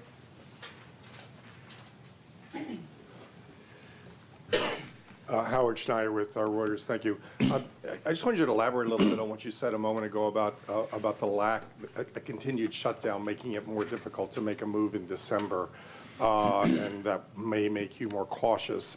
To the degree you are relying on private data that isn't the gold standard, or that you're relying on your own surveys or the Beige Book, do you worry at some point you're going to have to start making policy by anecdote? This is a temporary state of affairs, and we're going to do our jobs. We're going to collect every scrap of data we can find, evaluate it, and think carefully about it. And that's our jobs. That's what we're going to do. If you ask me, could it affect the December meeting? I'm not saying it's going to, but yeah, you could imagine that what do you do if you're driving in the fog? You slow down. So that could or could not. I don't know how that's going to play into things. We may get the data may come back, but there's a possibility that it would make sense to be more cautious about moving. I'm not committing to that. I'm just saying it's certainly a possibility that you would say we really can't see, so let's slow down. As a follow-up in the debate on this meeting, we saw recently some pretty big layoff announcements coming from Amazon and others. Wondering if that figured into the discussion at all, that you're starting to see this tension between growth and employment starting to be resolved, to the detriment of employment. And secondly, some of the stress is starting to appear in the bottom spur of the K, as they call it, household health premiums that are going to possibly be going up quite substantially, things like that. Has that started to become a factor in your policy discussion? So those are both things that we're watching very, very carefully. To start with the layoffs, you're right. You see a significant number of companies either announcing that they are not going to be doing much hiring or actually doing layoffs, and much of the time they're talking about AI and what it can do. So we're watching that very carefully. And, yes, it could absolutely have implications for job creation. We don't really see it in the initial claims data yet. Now, it's not a surprise that we don't. It takes some time for it to get in there, but we're watching that really carefully. But again, don't see it yet in the initial claims data. On the K-shaped economy thing, I would say the same thing or similar thing. We are, if you listen to the earnings calls or the reports of, big public consumer-facing companies, many of them are saying that there's a bifurcated economy there, and that consumers at the lower end are struggling and buying less and shifting to lower-cost products, but that at the top, people are spending at the higher income and wealth, and so much anecdotal data on that, and so we think there's something there. Edward. Thank you. Edward Lawrence with Fox Business. So, Mr. Chairman, I want to take another crack at the further reduction of rates is not a foregone conclusion. So in December, you said far from it. So if a cut might not be on the table for December because of lack of data, what does the other concerns then stem from?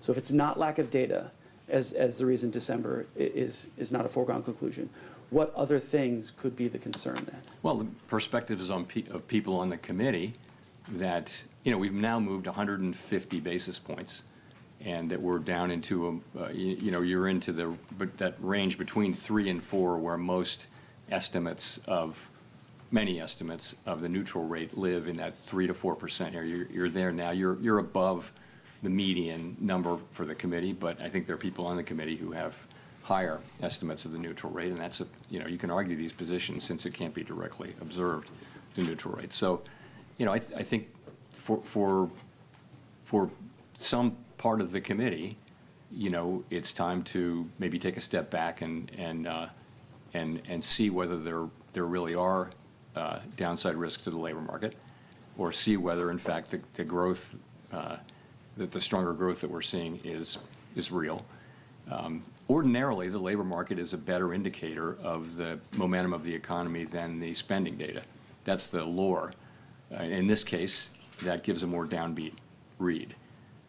So people just have, again, we've cut 50 more basis points in the last 2 meetings, and there was a sense like, from some, let's pause here, kind of thing, and a sense from others wanting to go ahead. But that's why I say differing views, strongly differing views.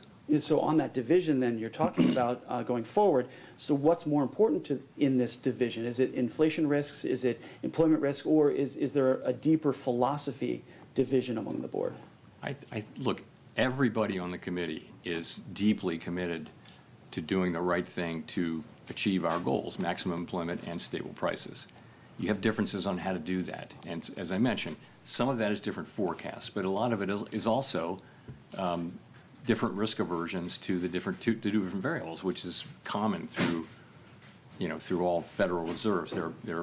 People just have different risk tolerances, let's say. So that leads you to people with disparate views. You will know that from the speeches you've been listening to from my colleagues. And so we're at a place now where we have, in fact, cut 2 more times. And, we're 150 basis points closer to neutral, wherever that may be, than we were a year ago. And so there's a growing chorus now of feeling like maybe this is where we should at least wait a cycle, something like that. That's what it is. It's just what you think it would be. It's and again, you've seen it in the September Summer of Economic Projections. You've seen this in the public remarks of FOMC participants, and now I'm telling you that's what you can expect that in the minutes. And I'm just telling you that's what happened in the meeting. Elizabeth. Thank you so much. Elizabeth Schulze with ABC News. What is your explanation for why the job market is weakening right now, and what will this rate cut do to improve the job market? So I think there are 2 things affecting the job market, and one of them is just a dramatic reduction in the supply of new workers. And that's 2 things. That's declining labor force participation, which is a cyclical thing. And then there's declining immigration, which is just a big policy change that actually began in the last administration and has been accelerated now. So a big part of the whole story is that supply side story. Okay. In addition, labor demand has declined, and you know, so the unemployment rate has gone down, meaning that demand for workers has gone down a little more than supply. So that's what's going on, but it is mostly a supply function. You know, it's mostly a function of the change in supply, I think, and many people think. So the question then is, what does the you know, our tool do, which supports demand, and you know, so. And I would just say, when you're in a situation where job creation, if you adjust for likely overcounting in the way that BLS does its work, is pretty close to zero. So maximum employment doesn't, on a sustainable basis, doesn't, if you're creating zero jobs, if it's in equilibrium, if it's in balance, it's a pretty, as I said before, a pretty curious balance. So. You know, I thought, and many of my colleagues thought, in fact, you've seen the last two meetings, that it was appropriate for us to react by supporting demand with our rates. And we've done that. We've reduced so that rates are looser. I wouldn't say that they're accommodative right now, but they're meaningfully less tight than they were. And that should help so that at least the labor market doesn't get worse. Though it's a complicated situation, and some people argue that this is supply, and we really can't affect it much with our tools. But others argue, as I do, that there is an effect from demand, and that we should use our tools to support the labor market when we see this happening. You also talked about tariffs causing a one-time price increase. Should American household consumers expect that inflation will continue to go up this year because of those tariffs? So the basic expectation is that there will be some additional increase in inflation, because it takes a while for tariffs to work their way through the production chain and finally get to consumers. And we see this now from the tariffs that were put in place now many months ago. We see those effects. But if you put tariffs in effect, and they've been coming into effect consistently in, you know, February, March, April, May, and that's all happening. So that'll continue to happen for some time, probably into the spring. These are not big increases, though. These are a tenth or so on inflation. They may be big increases on a particular product that's been tariffed, but overall, these are fairly modest. I think, you know, some projections go, we're at 2.8% inflation. You might get 2 or 3 more tenths or 4 more tenths maybe. But then, as all of the tariffs are in, they stop generating inflation. You've had a one-time price increase. As long as you're not, at least this is the theory, this is how we believe and hope that it will work out. Once the last tariff is put on something, at that point, it becomes a higher price level, but it stops going up, if you will. Prices stop going up. They'll just be at that level. And then measured inflation will come back down to non-tariff inflation. As I mentioned, non-tariff inflation is not so far from 2% now. Now, consumers are not interested in that story. Their prices are higher. More than that, the reason they're so unhappy about inflation is the inflation that we had in 2021, 2, and 3. Because, you know, you can say that prices aren't going up as much, but that doesn't mean people aren't feeling those higher prices from the inflation we had 2 or 3 years ago. They are, and that's, I think, a large part of why the public, if you sample people, inflation is still very much making people quite unhappy. Even, you know, and it's nice that, you know, that prices are not going up as fast as they were, but they're still much higher than they were. And it'll take some time for that effect to wear off. As real incomes rise, it will feel better over time, but that's going to take time. Michael McKee from Bloomberg Television and Radio. Do you have any concerns that equity markets are or are close to being overvalued at this point? You know, we don't look at any one asset price and say, hey, that's wrong. You know, it's not our job to do that. We look at the overall financial system, and we ask whether it's stable and whether it could withstand shocks, right? So, you know, banks are well capitalized, while some households are clearly under stress. In the aggregate, you know, households are in good shape financially, relatively manageable levels of debt. At the lower income spectrum, you are seeing rising defaults, particularly around subprime auto, but nonetheless, in the aggregate, pretty good. You don't see too much leverage in the banking system or the financial system. It's a mixed picture, but it's not an overly troubling picture. And again, I'm not, it's not appropriate. We don't set asset prices. Markets do that. Well, you must be well aware that by lowering interest rates, you're contributing to additional asset price increases. And I wonder how you balance the idea that lowering rates would help the labor market with the reality that it seems more likely to be stimulating increased investment in AI, which is the rationale for thousands of job cuts that have been announced in the last few weeks. Yeah, I don't think interest rates are an important part of the AI, of the data center story. I think, people think they're great economics in building these data centers, and they're making a lot of money building them, and they think they have very high present value and all that sort of thing. It's not really about, it's not about 25 basis points here or there. We use our tools to support the labor market and to create price stability. That's what we do. That's our two jobs, right? So we're here by lowering rates at the margin, that will support demand, and that will support more hiring. And that's why we do it. Now, no 25 basis point or even 50 basis point hike is going to be a dispositive thing, but ultimately, lower rates will support more demand, and that'll support hiring over time. And of course, we also have to be careful about this, which is what we've been doing, because we know where inflation is, and we know that, I've told you the story. It's a complicated story, but this is the best assessment that we can make. Because there's uncertainty around inflation and the path ahead for inflation, that's why the pace we're going has been a careful one. Victoria. Hi, Victoria Guida from Politico. On AI, I'm just wondering, it seems like a lot of the economic growth that we've been seeing is fed by investments in AI. So how worried are you about what a sudden contraction in tech investment would mean for the overall economy? Is there enough strength in other sectors? And specifically, are there any lessons that you take from the 1990s in how you might approach what's happening right now? Yeah, this is different. In the sense that the companies that are so highly valued actually have earnings and stuff like that. So if you go back to the 90s and the dot-com, these were ideas rather than companies, and so there's a clear bubble there. Whereas I won't go into particular names, but they actually have earnings, and it looks like they have business models and profits and that kind of thing. So it's really a different thing.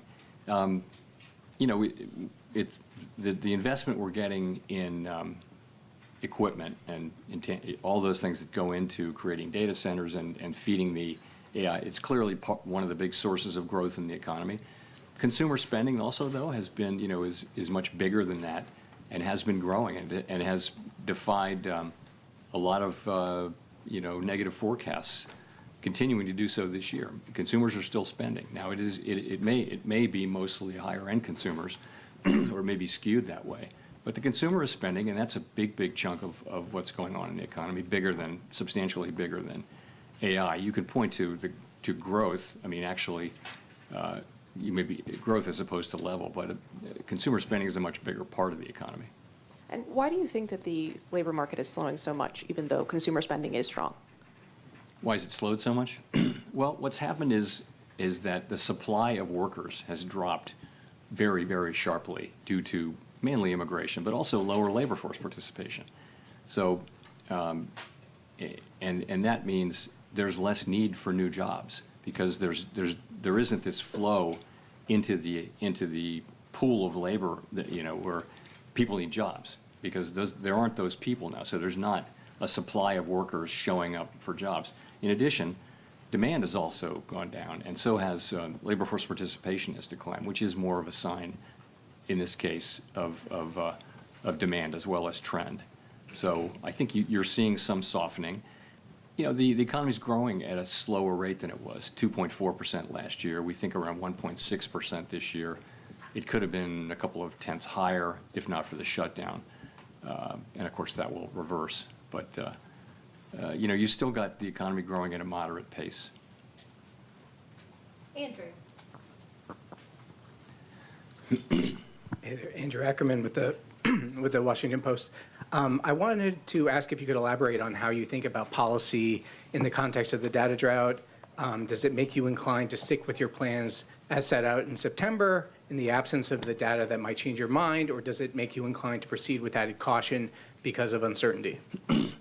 Yeah, well, we'll know when we face that question, if we face that question. It'll probably be argued both ways, right? But I've said a couple times here that, if you really aren't getting information you really don't know, and the economy looks like it's solid and stable and hasn't really changed, there will be an argument. I don't know how persuasive it will be, but there will be an argument that, you slow down when you can't see as far ahead. Others may argue, I'm not sure where this argument will come, but you're perfectly right that you could also argue, well, things haven't really changed, but you might not know that, So I don't know whether we'll face this or not. I hope we don't. I hope by the time of the December meeting we're getting, a better flow of data. But if we're going to have to do our jobs one way or the other. Okay. I also just wanted to ask a FinReg question.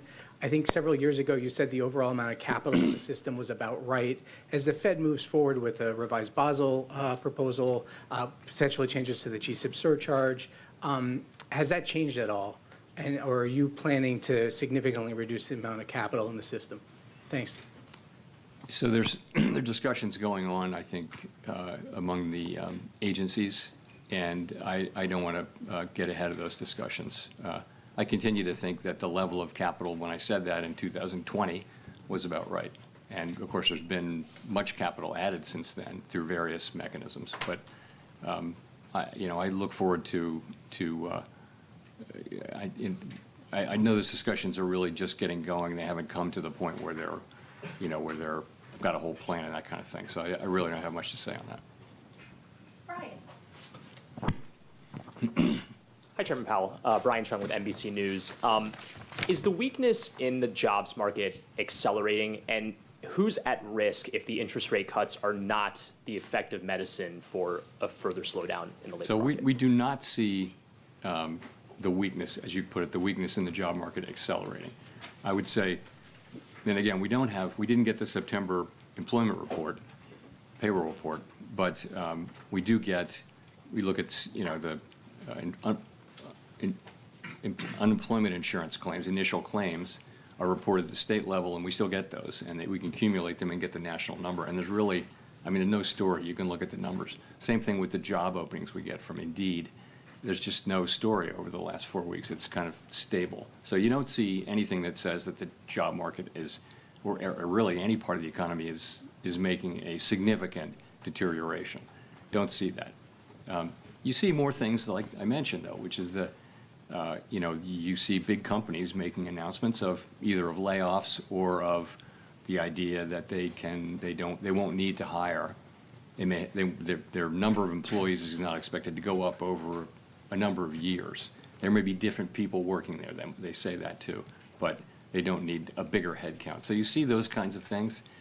You don't see it in the aggregate numbers. The layoff numbers have not gone up, but job creation is very low. And the job finding rate for people who are unemployed is very low. But the unemployment rate is very low as well. 4.3% is a low unemployment rate.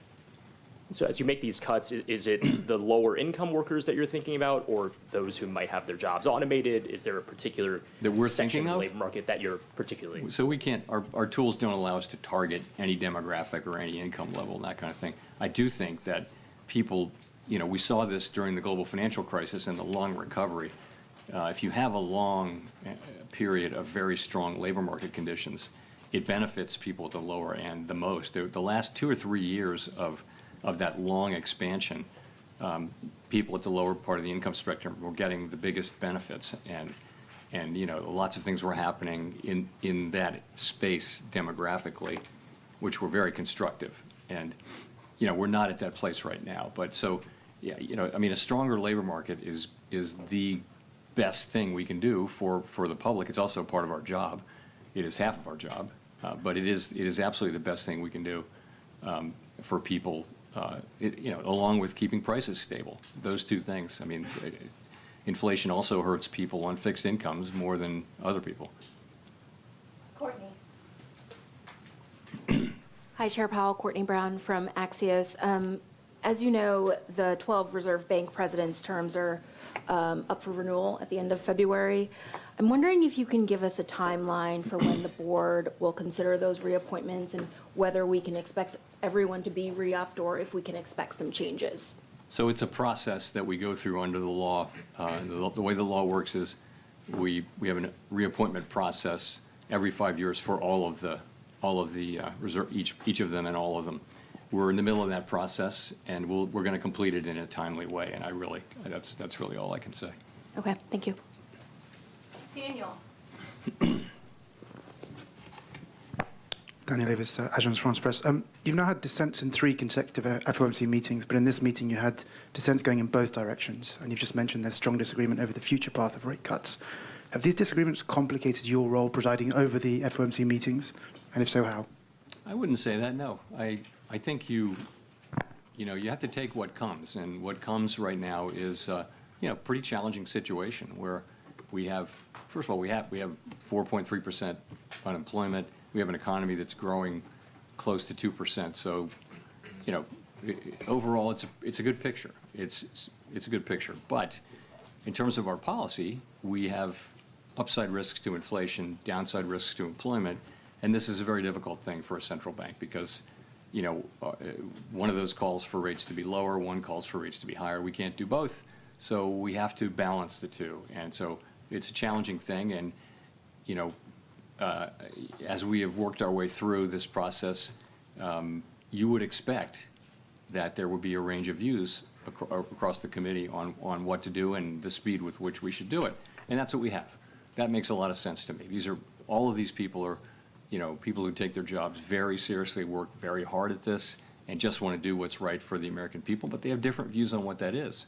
And, it's an honor to work among people who care that much. It is, but I don't feel that it's unfair or anything like that.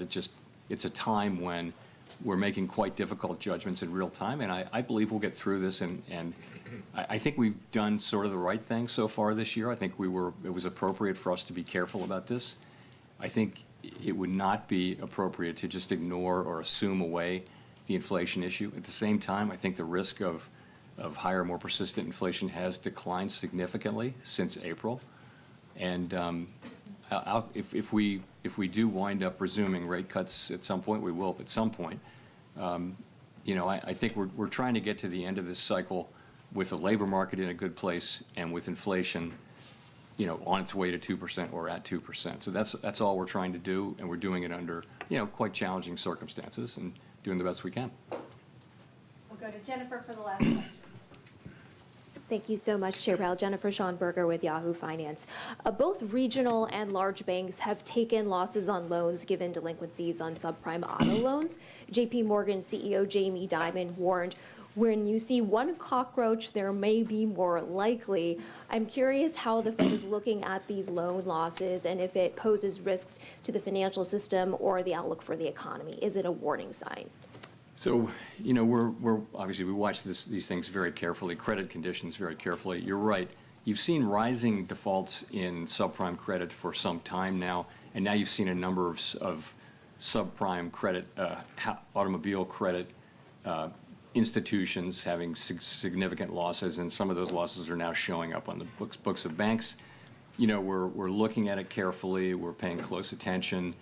I don't see at this point a broader credit issue. It doesn't seem to be something that has very broad application across financial institutions. But we're going to be monitoring this quite carefully and making sure that is the case. And then separately, many, you yourself have said that we're in a bifurcated economy right now with high net worth individuals continuing to spend with the lower income pulling back. How much of consumer spending continuing hinges on the stock market remaining strong? In some odd way, does the market help keep the economy buoyant? So there's some relationship there, but remember, the more wealth someone has, the lower an additional dollar of wealth matters. So your marginal propensity to consume declines quite dramatically as you reach levels of stock market wealth. So, the stock market, it would affect spending if the stock market went down, but it wouldn't drop sharply unless there were quite a sharp drop in the in the stock market. People at the lower end of income and wealth have a much higher marginal propensity to consume of an incremental dollar of income or wealth, but they don't have the stock market wealth. So I think it's certainly a factor supporting consumption right now. But you would see it if you saw a material correction in spending, but it wouldn't be. You shouldn't think that it'll dollar for dollar stop consumption, because that wouldn't be the case. Thanks very much.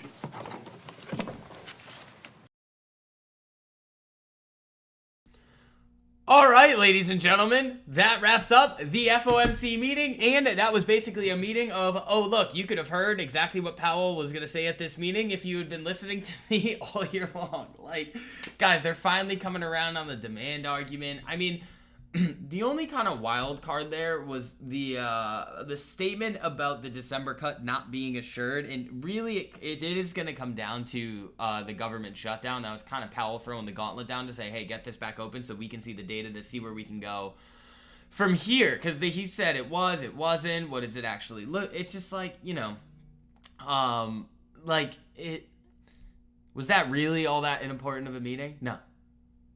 We saw a lot of volatility, but again, this is exactly why I've been saying to everybody, especially to those of you guys in LTMP, leading into this event, this was not the time to be taking a lot of risk. The market's looking really, really, really good. You just have to give it a couple of extra days here to balance itself out after earnings, Powell, and this Trump and Xi meeting, and then we're going to be back in business. So, I mean, it's looking like going into the end of the year, guys, we're going to have another period where it's like 1,000% trades left and right. So, again, those of you guys that still need to hop into LTMP with us, I'll throw the link in the live chat for you.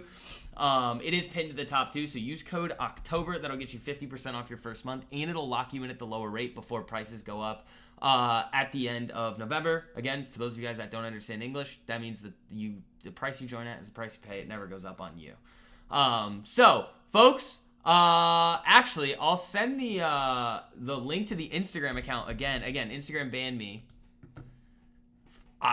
I guess I'm not allowed to talk about us nailing just the best trades in the market all the time. But we're back on Instagram. I started a new Instagram account today. So here is the link to that. Make sure that you guys are following over there. Have notifications on. There's going to be a video coming out over there in the very, very near future. But again, guys, that was a nothing burger of an FOMC meeting. Oh, QT is ending. Oh, we knew that. If you guys have been watching the YouTube videos, I told you guys about the potential for quantitative tightening to end. Then it gets into a period potentially at some point next year of QE, quantitative easing, the asset purchases by the Fed. Then what else? Again, right, we were going to get the 25 basis point rate cut. The tone of the Fed was going to be very important, but with all of the other things that were mentioned in the statement and at this meeting, it's why the market didn't continue drilling here. So again, the next couple things that we have to look for this week is obviously a big tech earnings today and tonight. I believe it's Facebook, Google, Microsoft, I think is tonight too. So big names on there. Then tomorrow, Trump and Xi meeting. And then we get to Friday. And then next week, guys, we again could have one of the craziest watch lists ever. So I will see you guys later. Have a great rest of your day. Welcome to all of the new people joining LTMP. Again, this is the perfect time. It's like there is, like, if you think about it, this little lull that we have getting you guys ready to go nail the best trades in the market. It's perfect. I mean, just today, for 300% on Caterpillar. There was the 1,000% Nokia post earnings. The TBBB is looking really good. There's a lot of epic moves out there, guys. You missed the last 30 10x trades. Don't miss the next 100 that I'm going to call out over the next period of time. So, folks, hit that like button on the way out. Make sure you guys turn notifications on. Get ready for that Instagram reel coming out in a little bit. Other than that, guys, have a great rest of your day. I will see you on the public live stream tomorrow morning at 10:30 a.m. Eastern time. Hopefully I see all you guys there. Peace.